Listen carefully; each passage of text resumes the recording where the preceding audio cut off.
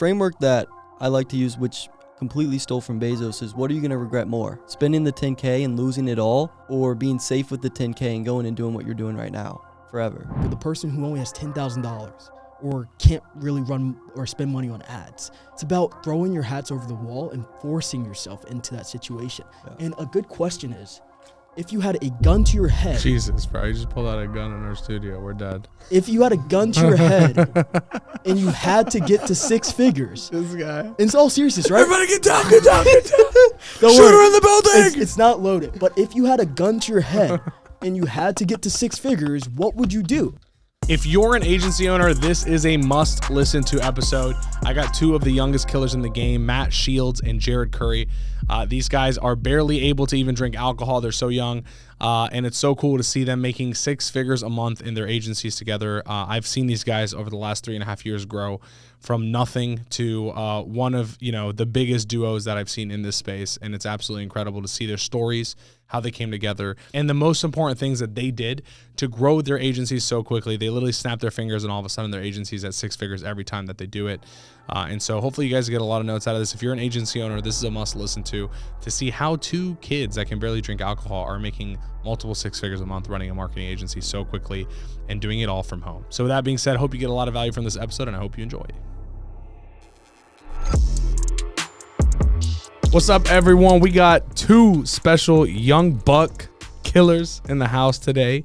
Mr. Matt Shields, Jared Curry from Charlotte and New Jersey, all the way here in Atlanta, Georgia in the studio. Thanks for coming on, guys. Of course. Thank you for having us, brother. I'm excited to talk about what we got to talk about today. There's a lot of people who listen to this. They have agencies, they have e-com businesses, they have different kinds of companies, but not many people I know who have done what you guys have done at your age. How old are you guys right now? Just turned 22. 22? You're 22 too? Yep. And what was your biggest month in the agency you guys just built? $292,000. $292,000 in a single month. So I want to walk through with you guys. Like, one, how did you get into this world? And then how did you grow that agency to where it's at? Let's kind of give some nuggets here for the people listening. I think you guys got a lot of value you can deliver, the way that you think about business, the way that you think about agency. Like, there are people who have done this for 10 years who don't even do that, right? And then I want to talk at the end about like what's next for you guys, because you're balancing a lot of things right now in your head, a lot of different ideas. Yeah. I don't know how much you want to share, but we'll share what we can. But walk me through, how did you guys get started? Like, you guys can kind of pick whichever one you guys want to start with, but tell me how you got into the game. Like, how did that go? And then let's walk through where Estate AI came from. Yeah. So for me, if I look back, and it started off in high school, and I wanted to be one of the cool kids, right? And to me, the cool kids were my two friends, Suyash and Puneet, who were watching these TED Talks, going to these conferences, reading these books, and wanting to make money. They started their own dropshipping store. I thought that was so, so cool. So I kept studying them. I kept watching what they were doing. And to be honest, I don't think they thought I was of that caliber yet to kind of do what they were doing. And eventually I started studying. I started watching these TED Talk videos. I started reading these books. I read Rich Dad, Poor Dad and watched his TED Talk. Completely changed my life. I went out there, I bought a vending machine, and I bought an ATM. My good friend Vikram. And we started those businesses because, right here in the studio. That's that boy right there? Yeah. Okay, yeah. Vikram, you made a little killer over here. So we were trying to get some passive income. And honestly, I thought I was going to be extremely rich after that. I thought I just had to follow what Robert Kiyosaki said to do, and only made a few $100s a month. After that, I decided to kind of talk to my friend, Suyash. I came from a really Asian American Indian community, so extremely hardworking, focused on growth, development. So I started talking to him and his dad's extremely wealthy. And Suyash found this guy online named Billy Wilson. Watched his webinar, and he had watched it probably a few weeks before I did.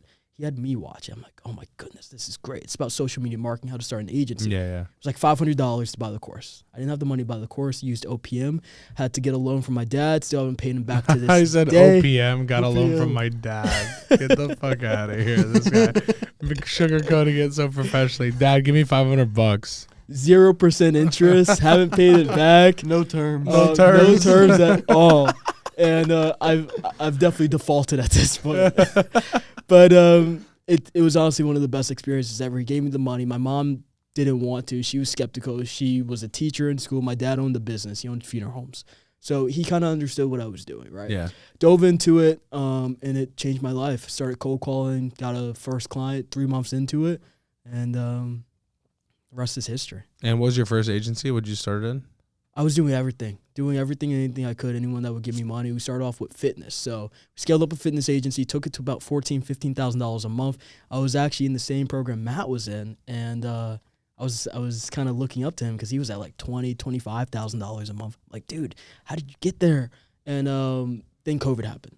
Lost all of our clients. We had just closed Christian Guzman from Alpha Elite Athletics. No way. Yeah. Really? Yeah, I thought I was at like the top I'd of say the world. that's pinnacle. You're done. Yeah. And then literally a week after COVID happened, lost all of our clients in like a matter of hours. That's crazy.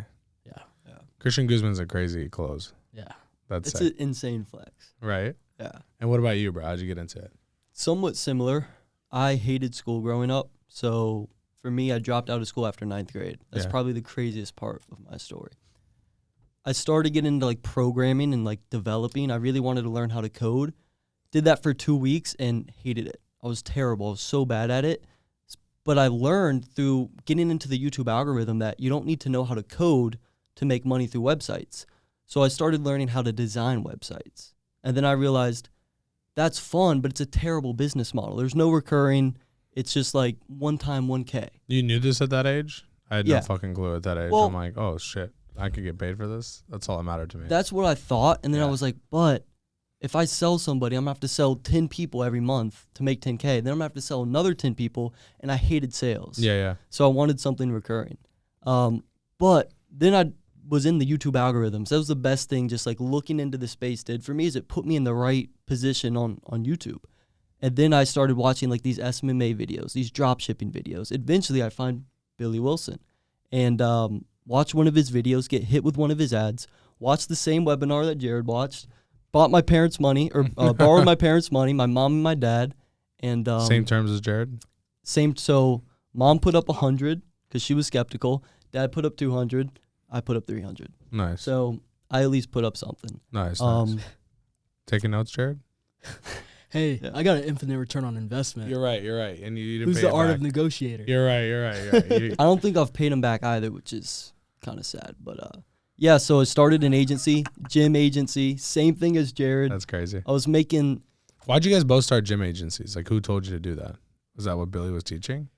Billy had he had one gym client in Kansas that crushed. And so we were like, dude, we just need to go after gyms. Yeah. Because he had one client who got like 50 members in a month, and we Makes were like, sense. this is the move. Yeah.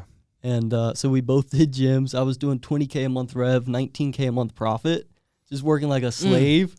And Jared was doing like 15K rev, 3K profit. So I was like, dude, Probably less than that. I was like, this Jared kid doesn't know what the fuck he's doing. Like, he would come to my DMs and he'd be like, yo, like, help me out. I'm like, bro, like, nah, gyms is mine. I was very stingy, to be honest with you. And then COVID happened. I lost everything. Like, gyms is no one's now. It was Hermosis. It was Hermosis. Hermosis. And Jared joined Joel's program, Joel Kaplan's program. He scaled up e-com to 100K a month. Next thing you know, I come crying to Jared. I'm like, yo, how'd you do it? Like, what do I do? So that's a little bit of my story. But really, it was out of desperation. Like, I wasn't inspired. I didn't want to make 100K a month. I was desperate. I had no options. I wasn't going to college. And I remember saying, if I can just make $2,500 a month, $30,000 a year, I'll be the happiest person in the world. Like, that's where I was at. Just give me 2K, 3K a month. And a year later, we were doing 20K a month. 2 years later, we were doing 100K a month. 3 years later, we're doing almost 300K a month. So it's been a ride, man. Yeah. That's sick. It's crazy to see, someone at your age doing the numbers you guys are doing. It's pretty cool because I actually joined Joel's program the same time you guys did, I think. I joined, I want to say like March 2020. Yeah. I don't know when you guys joined, but I think we all were in like the same. It's a few months after. We're I definitely never the same actually group. joined. I kind of finessed. I just like snuck into the events and I never paid him. Don't tell Joel. Well, I know Jared definitely joined because Yeah. we're always talking, and it's cool because full circle moment here. Jared had 2 employees named Nicola and Luke, Yeah. and eventually Jared broke off that agency and like separate. I think that's when you went to go do the real estate thing. So I took a break from the agencies. I thought I was done. Okay. I hated it. And Fair then- enough. I understand why you could hate it. Yeah. So so you were doing the e-com agency. Yeah. But at the time, I think, like, I don't know if we could talk about this, but you're spending a ton on ads to acquire clients, right? Ton. You were like high churn, high sales. Yep. Right? That was kind of your 100%. model. And then what happened there? That agency like dissolved. What happened? I just couldn't continue running it, man. Okay. Like, the stress, I didn't enjoy it. I wasn't fulfilled. And I brought Luke and Nicola in. I learned so much from them. Like, guys, they were doing their own thing. I kind of begged them to come back in, like, run this thing. I'm going to step away. Yeah. I'm just going to trust that you guys can do it. And I learned a lot of lessons from that. There was no transition period. It was about a 2-hour meeting. And I told them exactly what they needed to do. And you just left? And then I went to the event in Mexico with Joel and started learning about agencies. Yeah. And then I went into coaching, and then I did a stint with Billy where we were coaching agencies. Okay, cool. Yeah. So that it's funny because that dissolved or whatever happened to it. Yeah. And then you had put them in my coaching program. Yeah. To like run your ecom stuff, right? So I Mhm. was basically coaching Nicola and Luke, and then full circle moment, like 2 years after that, we're like, we want like some partners overseas to run a different division, and then we're like, why not talk to these guys? Like, they're already in our program, they know what they're doing, and so now they're ironically partners at Bad. And I was just talking to them about this during the event. I'm like, everything happens for a reason. Like crazy, right? So crazy. It's crazy. Yeah. And even like Billy Wilson was At the Nicola event. used to work for Billy. He did. Yeah. So it was cool. Full circle, like all of us are at this event together. Yeah. Like we're at way different points in our lives. Yep. Like I don't think any one of us 3 years ago would have thought we were where we are today individually. You know what I mean? Like Yeah. you would have never thought you would have owned the real estate that you have. No, couldn't fathom. Hit 300 grand top line. Like I would have never thought we had this. Like, I mean, I knew we were going to do something, but not like, you know what I mean? Not what we've done. So it's pretty cool. So then you guys got into the estate AI together. So you started a new agency, right? How Yeah, did that? so we were at Joel's event together. The so Mexico one? yeah, so after our gym agencies crashed down, COVID happened, and I call up Jared. I'm like, yo, what are you doing about this? What should I do? I'm thinking about quitting. I'm just going to like frat parties and just like I was playing poker. I was just doing a ton of weird shit for the year, bro. And Jared said, dude, go to this event. Joel Kaplan's having an event in Mexico. We're going to go skydiving. We're going to meet all these people. Yeah. Like, go. And I'd never left the country. I have never gone to an event. I was like, dude, You're a Charlotte boy. I'm a Charlotte boy. Yeah. And I forget that because you're on the internet and shit. You know what I mean?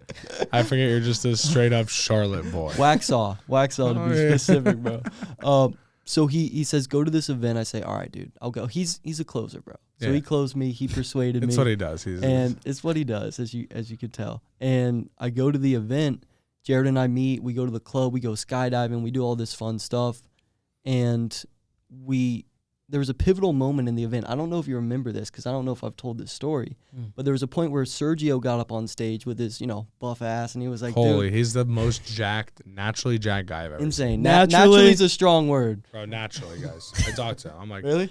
Sergio, how long has it been since you hit the gym? He's like, I'm not gonna lie, bro. It's been like 3 weeks. Like, What? your fucking veins are bulging out of every inch of your It's body. insane. Wow.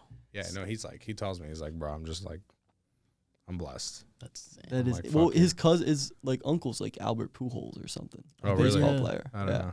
So Sergio gets up on stage and he says, everybody in the audience, what's your revenue goal? How much revenue do you want to make? And people are putting up their hands. They're like 200K a month, 500K a month, 300K a month. And I was doing 0 a month because the gym agency crashed down. I'm 19 years old. I'm the brokest person in the room, Eddie. Like I was Did you actually pay for this ticket or No. Oh. I was expecting like for sure yes for this one. You still haven't paid. Went all the way to You're the Mexico only- and didn't pay. You're the only person event I've he's been- ever paid for. Yeah, let's go, baby. I'll take it. Let's go. And it was worth it. I'm gonna book that a testimonial. This is the only event I didn't sneak into. Bro, I should've- actually paid at the door. I shot you a testimonial, but I forgot to put that in I there. appreciate it, bro. Yeah, so Sergio says, how much revenue does everybody want to make? And people are giving these crazy numbers. And these are people I've been talking to all week, and I wasn't that impressed. Like, respectfully, I wasn't blown away. Yeah, you weren't like, this guy's special. No, Yeah. but then they're saying 500K a month, and my little 19-year-old brain is like, what are these people talking about? Are they just bullshitting? Yeah. And then I realized, like, this is actually real. Like, these people aren't smarter than me. They're not better than me. They just believe it's possible, and they're around a ton of other people that believe. And Sergio said, if I didn't call on you, write down how much money you want to make. And so Jared and I both start writing down different numbers, very different numbers. And this is an interesting part. I wrote down $20K a month because I'm at 0. I'm like, let me just get back to 20, bro.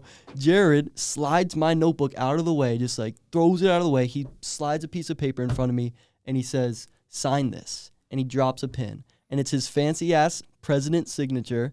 And it says, we will make $100K a month before the year is over. I'm at 0 at the point. So I'm like, dude, $100K a month? I haven't even made that in my life. Fuck are you talking That's about? literally what he said. But he said, sign this, and I had no other option because I couldn't hand it back to him and say, nah, bro, this is impossible. Like, that's lame. So I signed it, and then 11 months later, we did $150K in a month. That's fucking sick. I wrote that down every single day in 2021. Like, I wrote down $100K a month before the year is over, every single day. I just became obsessed with it. And what's funny is, like, by 8 months later, I was only doing like $30K a month. But I kept writing it down, like somehow it's going to happen. We had an opportunity come to us 3 months left into the year to acquire an agency. We acquire it. I bring Jared in as CEO. He ramps it up, and then boom, 150. So that's insane. Manifestation, I don't know, but it was a pivotal moment in my journey. Was that the estate agency? That was Estate AI. Yeah. Okay, cool. So what got you to 150K? Like, give me like a few key points that someone could take away here and be like, ooh, I never thought of that, or I should definitely do more of that in my agency.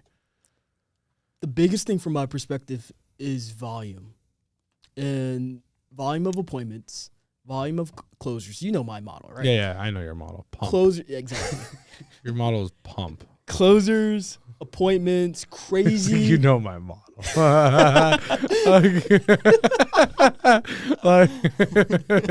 just the craziest stuff, rapid fire. You know, we're breaking stuff, crazy ads, crazy videos, and that's what we did. You did a great job, bro, shooting really good ads and like putting in effort. Did that pay off? Like huge ROI. Huge ROI, right? We've built a brand in our industry, not because we're good at branding. We're horrible at it, but just because everyone remembers and knows our ads. It's just different. Which is a big deal. That's what I was trying to get across on stage. I was like, you guys need to like put a little more effort into this. I feel like everyone shoots the same shit. Selfie videos. Yeah. Are you a realtor? Exactly. I can't even go into the ad library and look at other agencies or other competitors because I'm not going to get any inspiration. Yeah, yeah. I have to go to other industries. I think other industries. See, that's the interesting part. I agree with you on that. You might have said, I don't know if it was you or one of the other speakers, but you said new is better than better. Somebody said that. New is better than better. Yeah. Was that you? Okay, so that's what I think we did is we were just new. We were just different. People were like, I've never seen this before. Like, who are these guys? Oh, no. I didn't say new is better than better. Who said it? Might have been Brian. Brian Bird. I think it was Brian Bird, yeah. So, yeah, I think that's a big thing we did. And also hiring fast. We hired so fast. Jared never closed a deal. I never closed a deal. I never managed a client. Never ran an ad. We just hired immediately. You never closed a deal, Jared? No. Not in the beginning, at least. That's your thing, bro. You're a gunslinger. That's your model. It's literally, bro. Shoot. Just keep shooting and reloading and shooting again. Yep. And then we hired other people to shoot for us, and we did that from day one. So that allowed us to move very fast because then we just had this system, this marketing machine, and other people immediately just to take it over. And we just stepped out and managed and led and, just kept recruiting. Never stopped selling, never stopped recruiting. We were pumping tens of thousands of dollars into just Facebook ads. But dude, if someone, let's just say I'm someone new, I'm in the space, I have like $10,000 saved up, how am I going to pump money into ads?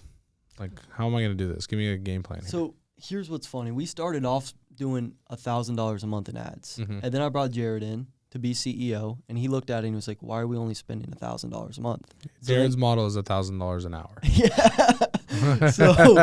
So what we did is we reinvested every single dollar that we made right back into paid ads. Yeah. We both lived at home. We still do. It's a good move. Proud honestly. Of it. And we just put every single dollar back into paid ads. So we went from $1K a month ad spend, $15K a month revenue, to $15K a month ad spend, $50K a month revenue, $30K a month ad spend, $150K a month revenue. And we just scaled it up proportionally. I'll also say we were super blessed because we acquired an agency that was producing cash already. Yeah. For $0 down. Most people aren't going to be able How did you do that? So I had a coaching program. This was the coaching program after Scope, right? Yeah. So we had that coaching program. We were coaching this guy, and I was helping him scale up his agency. Matt eventually partnered up with him because Matt had a white label agency. Yeah. And he was doing all the fulfillment, and then he took equity. in that person's agency. And then Matt came and presented the offer to me about just diving into a real estate agency and scaling it up. So, like, but how did the deal look, though? How did you Yeah. just get the agency for $0? So I was partnering with the dude doing fulfillment. I was white labeling, Yeah. and he didn't know what he was doing. Like he said, he was like, dude, I'm closing clients. I have no idea what I'm doing. So I was like, dude, why don't we partner up? Like, I'll do your fulfillment. You keep selling 50-50. Yeah. He said, sure. We never wrote anything down, just a handshake agreement, 50-50. And then he got to the point where he was like stuck sales-wise. He couldn't break past a certain barrier. And I said, dude, you know Jared. What if I brought Jared in to be CEO? And he was like, sick. I get both of you guys. Like, he was one of Jared's students. Yeah. So that's how we did it. We brought Jared in. We gave the current owner phantom equity so he could retain equity. We came in, acquired a majority stake, and then just scaled it from there. And he stayed on and did sales. So the owner stayed for a little bit and had phantom equity. That was the deal structure. So we got the equity for free because of the brands that we've built. Yeah. Okay, that's the answer. Cool. So, Yeah. one, you guys ran a lot of paid ads. Yeah. You put a lot of effort in the paid ads, right? You made, like, actually good ads, took inspiration from other industries. Yeah. Thought outside the box. Like, you rented a fucking ambulance for your ad. You know, I feel like you've done it at that point. You've thought outside the box. So that was sick. So spend on ads, make better creatives. I got hire, right? You guys said you hired a bunch of people. Yeah. You didn't do this stuff yourself, at least on the sales side, and I assume you hired fulfillment out as well, right? We didn't do anything. There's All right. one more thing. Yeah. And I think this is more important than any of the other tactical stuff. Is it okay if I tell a quick story? Yeah. Cool. That's So what we're here for. Frank O'Connor, he's an Irish poet, and JFK, I'm a big history buff. President Kennedy put this in one of his speeches. I think it was when they were going to the moon landing speech. And one day, Frank and his friends in Ireland, they were walking along this path, and they used to come across this big wall. It was too tall, too high to climb. Normally, they would go around the path this long way, and that's how they would get home. One day, they said they wanted to go over the wall, and they thought it was too high, too tall. They weren't going to be able to do it.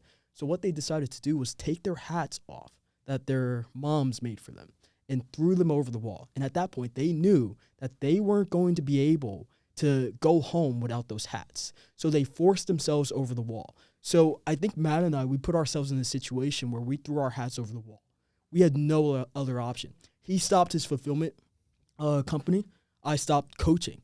We had no other streams of income aside from like little affiliate stuff, things like that. We threw every other business opportunity away, and we went all in on the agency. So I think you asked a great question, right? For the person who only has $10,000 or can't really run or spend money on ads, it's about throwing your hats over the wall and forcing yourself into that situation. Yeah. And a good question is, if you had a gun to your head. Jesus, bro. You just pulled out a gun in our studio. We're dead. If you had a gun to your head and you had to get to six figures. This guy. In all seriousness, right? Everybody get down, get down, get down. Don't Shooter worry. in the building. It's not loaded. But if you had a gun to your head and you had to get to six figures, what would you do? Are you going to die? Are you going to get shot? Or are you going to make it happen? So people have to start putting guns to their heads. But not pulling the trigger, right? No, don't. Sure, I'm not endorsing that. Okay. It's like for the person who has $10,000, the framework that I like to use, which completely stole from Bezos, is what are you going to regret more? Spending the $10K and losing it all, or being safe with the $10K and going and doing what you're doing right now forever? Like, that's how Bezos started Amazon. He had a great job. He was a consultant. He was making hundreds of thousands a year back in the 1990s. And he had this opportunity to join the internet. And he asked himself, like, what am I going to regret more? Working this job forever and not knowing what I could have built, or taking the leap, failing, and then coming back and doing this after? Ultimately, he would regret more the idea of not trying ever than doing it and failing. And I think that's where we were at. Like, we wanted to get to seven figures. We were going to do whatever it took, even if it meant going broke. We would rather risk going broke and getting rich than not risk going broke and never having the chance to get rich. Yeah. That's crazy. Yeah. So throw the hat over the wall and put a gun to your head. I feel like that's odd advice, but we'll add it to the list. So you guys basically just pumped appointments. You booked a fuck ton of deals. You closed a bunch of people. Did you churn a lot of people because you did so? In the beginning, it didn't really churn right away. Like the first 3 months, we didn't lose a client. We were like, what the fuck is going on? Because nobody was closing deals. Yeah. Like the realtors weren't closing deals, but they also weren't pissed. They were like, yeah, this is chill. Like I'm getting leads, whatever. And then popcorn effect, 2 months later, we had like 10 clients in 1 month, like leave. And we were like, okay, we got to fix something. So we created a community. We were like, well, what if we did gym launch for realtors? Yeah. And that was our big idea, is just steal from Hermosi, do it for real estate, bigger market. And we created a community, brought in coaches, started training the realtors, and now it was something the market hadn't seen before. So again, new is better than better. That's why we added on the community. And churn was pretty steady for a while. Like we didn't have crazy swings. But you're still spending a lot on ads, right? A lot. I know the Jared model is high ad spend, high revenue. Yeah. No stopping. We've made a lot of tweaks though over the past few months, and I think this just comes with experience, but also I feel like that was necessary. I feel like we learned so much from the chaos and the spending, and we were able to test so much and so many different data points and KPIs and all this data, right? But I've come to learn that revenue is vanity, right? Profit is sanity and cash flow is reality, right? And we've started to revenue. Yeah. Is vanity. Revenue is vanity. Profit is sanity, and cash flow is reality. Yeah. That's cool. Yeah. So we've learned a lot from all of that, and I think now we're trying to really optimize profit. We're trying to optimize our lifestyle, and I think for a long period of time, the agency was determining our lifestyle, and now we're trying to make our lifestyle determine the direction of the agency. Nice. Yeah. I love that. I can tell from our call, I think that's kind of what you guys are trying to figure out. Yeah. So 100%. Can we talk about the end, 100%. the kind of the call of what you guys are trying to do? Yeah. Sure. Okay, cool. So you guys are trying to figure out if you're going to keep growing this thing, going to sell it and be a part of it still, sell it and not be a part of it still. Yeah. You're in this bubble, right, of like decision making right now. Yeah. So, one, which way are you leaning towards? If you absolutely had all options on the table right now and they were all good, which one would you actually take? And number two, like why is that the case? The entrepreneur in me would like to think that I'm going to keep doing this, I'm going to automate it, and we're going to build a business that is conducive to the lifestyle that we want, and not throw in the towel. But who knows? Someone presents a multi-7-figure check in front of me and says, sign this, and you're going to get this money, and we're going to take over the agency, take over all the stress. Part of me thinks I might take that. Yeah. You?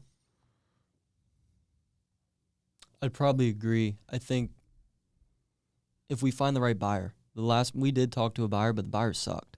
And we knew he would crash the company. So we were like, dude, we can't have done all of this for nothing. So I think with what does it matter to you? You guys got to check. Well, the team, Okay. the clients, we put a lot of blood, sweat, and tears into that place, and so did a lot of other people. That's what was unique about it. It's like people really dedicated a lot to being a part of it, and we want to do right by them. And that might mean stepping out. That might mean we're not the right people anymore. Like good leaders know when they're not the best leader anymore. So that's definitely on the table. I think long-term SMMA is not what I want to do the rest of my life. Yeah. So, yeah. Why is that? I'm fascinated by building great products. I think it's really hard to build a great product in a local Legion SMMA. And even if you do, it's so simple that is it really an inspiring challenge? Is it really something you wake up every day and you're like, how do I get the chiropractors more appointments this month? It's like, it doesn't motivate me. I want to build something great that people are like, I love to use this. So let's say you got all your money. Yeah.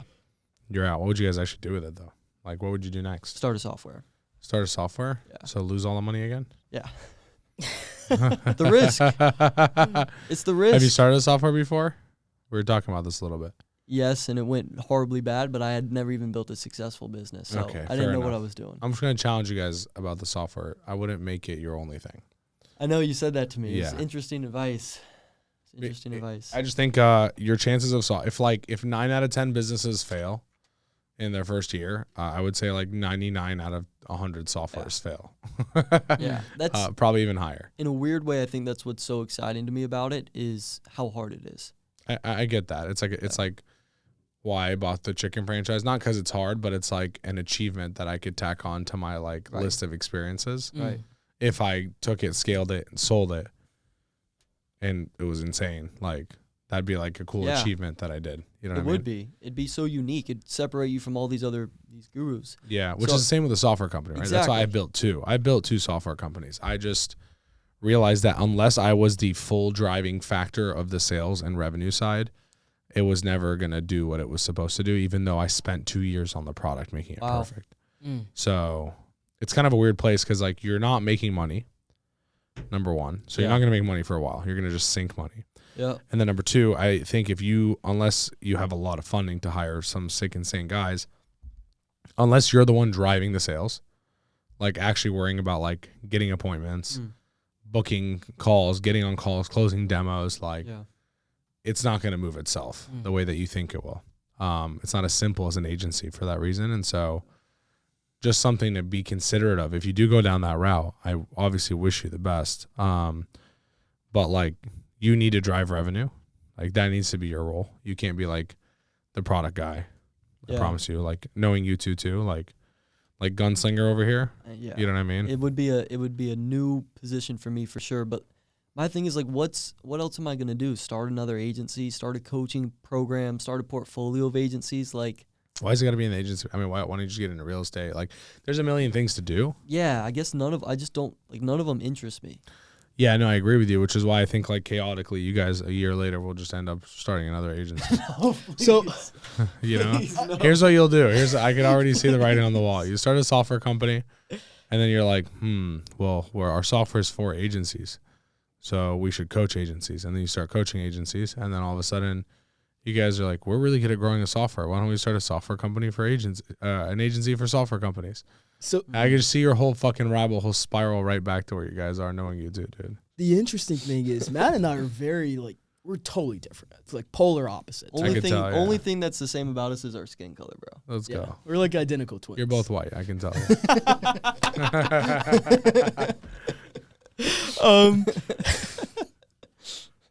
Oh gosh.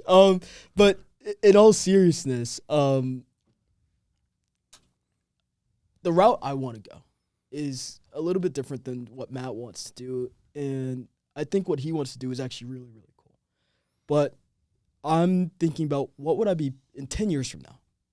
What would I have wished I did now that I'll be grateful that I did? Yeah. 10 years from now. And I think a lot of those things aren't necessarily things that I'm going to necessarily enjoy right now. But like what? I think I know you're buying real estate and stuff like that. Is that one of those 10-year moves? Yeah, 100%. Buying real estate. 10 years from now, I want to get into politics. Really? Yeah. Interesting. Can you imagine fucking Jared Curry running for like Senate? President, bro? I'd fucking lose it. My wife would lose it. She's known Jared for like 3 years. They used to get on calls together all the time and shit. Like, she was like shocked when she saw him at the event. She was so happy. She's like, oh my gosh, I saw Jared. Fucking Jared Curry for senator of New Jersey. I would fucking lose it, bro. I intend to be one of the next governors of the state of New Jersey. Wow. What's going on? What's going on, my boy? I'll get a property out there so I can throw in a vote. There you go. There you go. So I realized that I'm going to have to do a lot of foundational things right now. I want to have a family. I want to live a life where the businesses that I run, I do have some sort of passion or I get inspiration from. But I want to do the things that are going to produce cash flow right now. Cash flow producing businesses, boring businesses. I come from a family where they own funeral homes. It's the most boring business you could possibly get into. Yeah, it makes a lot of money, though. Makes a lot of money, and I enjoy that stuff. I enjoy learning about simple businesses, and that's what I think I'm going to do after I get out the agency. And what if you don't get out? No one offers you money. Yeah. Automate And reduce the profit and just call it. Potentially build a portfolio. Like the horizontal play that you and I have talked about a lot. Like, I think it's a cool play for you guys. It's a very interesting play. The Berkshire Hathaway of agencies. It could work. And we prove like we have the copy and paste system. It's all about getting the right people. So. Yeah, you could go build wide, just build different niches, go deep into there. I think you guys would absolutely crush. Or path 2, which is what we're talking about, is like, I'd rather take home $30,000 a month and not do work than $100,000 a month and work all the time. Yeah. And then I can focus on something else. That's okay, and that might be cool, you know? Yeah. What would you recommend we do? You already know. We had a consulting call together, bro. Come on.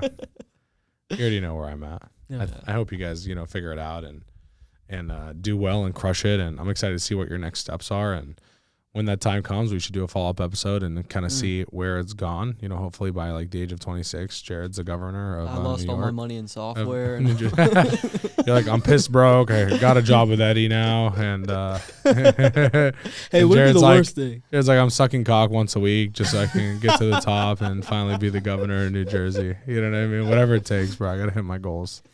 I appreciate you guys getting on though. This was a fun episode. Where can people find you online if they want to learn more? I know, just like for context for everyone listening, these are two of the fucking smartest motherfuckers in this game. Honestly, I respect you two so much. And if someone's listening to this, I really want you guys to go to their channels and consume more content. Like, I don't know how much you're putting out right now, but I know Matt's putting out some fucking gas online. Yeah. I can't even turn on Matt's channel in my house without the fire alarms going off. So I just try to stay off it. I just do it in the office. You know what I mean? But I know you guys got some fire. So what are the best places to find you guys, connect with you? Where do you guys live at mainly? Just a normal human being. So official Jared Curry on Instagram and just Jared Curry on YouTube. Nice. And you? Normal human beings don't put official. Official. He's like, I'm just a normal guy. Official. Official verified Jared Curry. It's in preparation for the governorship. Okay. Makes sense. I'm just a normal governor, bro. I'm a man of the people. What can you say? I'm just a normal future Just president. a normal. Just That's a normal one. What about you, Matt? Where do you find you? Official Matt Shields. Stop it, you too, bro. You fucking rat. You're making fun of him. And then YouTube's just Matt Shields SMMA, and yeah, go watch Eddie and I's podcast. He dropped some sauce. So Your whole channel is fire. I appreciate you guys. Thanks Thank for you, coming bro. on the show. Appreciate dude. you, man. Thanks Super for coming fun. to the event. thank you. And Thank you, wish you guys best of luck. Can't wait to follow up on this episode. Thanks. Thanks so much for watching another episode of the Bad Marketing Podcast. I hope you got immense value from it. And if you did, all we ask of you is that you share this with a friend that you think could find this very valuable. And depending on the platform that you're watching or listening to this on, please like, subscribe, or rate the podcast as best as possible. It really means a lot to us. We pour so much money, time, and effort into getting these guests here, filming all this, editing it, all for free, just to give you free value. And all we ask in return is that you just share this with people. You give it a positive review so that we can continue to reach more people and impact more lives with all this effort that we're putting in. With that being said, thanks so much for tuning into the episode, and I look forward to continue to provide you more valuable content moving forward on the Bad Marketing Podcast. Make sure you subscribe.